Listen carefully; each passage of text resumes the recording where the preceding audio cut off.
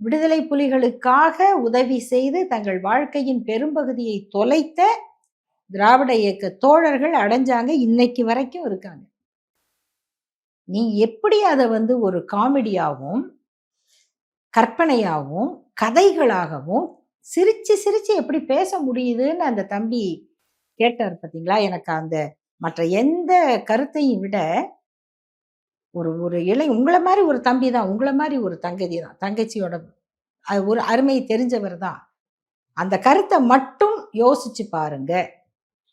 இல்ல இது இது வந்து நான் அந்த தம்பி தங்கைகளுக்கு வைக்கிற ஒரு கோரிக்கை.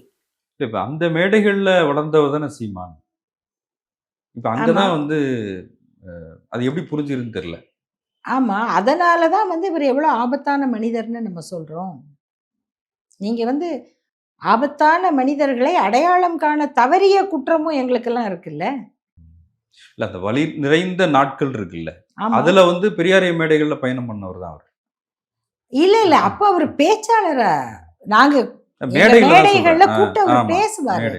அவர் என்ன செஞ்சாரு அப்படிங்கிறத கிட்டத்தட்ட பாண்டே என்ன பேசினாரோ, ரங்கராஜ பாண்டே, ஹெச் ராஜா என்ன பேசுவாரோ, இவர்களுக்கு மூலவராக சிலரால் உருவாக்கப்பட்ட இவருடைய பேர் அறிஞர்கள்னு சொல்லப்படுறவங்க என்ன பேசுனாங்களோ அதே 10 குற்றச்சாட்டு. அதை வந்து இன்னைக்கு இஸ்லாமிய பெண்களையும் இளைஞர்களையும் வச்சு பேச வைக்கிறாங்க. அப்படின்னா இதனுடைய ஆபத்து என்னங்கிறத அவங்க புரிஞ்சுக்கல.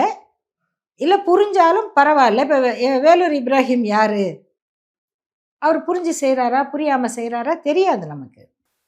இந்த ஆபத்து என்னங்கிறத நிறைய வேலூர் இப்ராஹிம்கள் எல்லா சமூகத்திலையும் சமூகத்தை பற்றி கவலைப்படாத, பொது வாழ்க்கை பொதுவில் என்ன நடக்குதுங்கிறத பற்றி கவலைப்படாத, அந்தந்த நேரத்து விளம்பரத்தையும் இதில் கிடைக்கக்கூடிய பாராட்டுகளிலும் மகிழ்ச்சி அடையக்கூடிய இளைஞர்கள் இருப்பாங்க.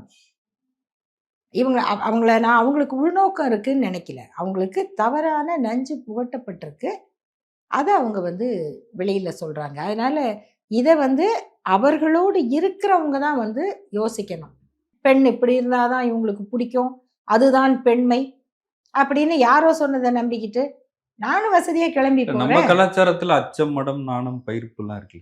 இல்ல அச்சமடம் நாணம் பயிர்ப்பு பயிர் பச்சை எல்லாம் இருக்கவங்க எல்லாம் மேடையில வந்து மற்ற ஆண்கள் முன்னாடி நிக்க கூடாது.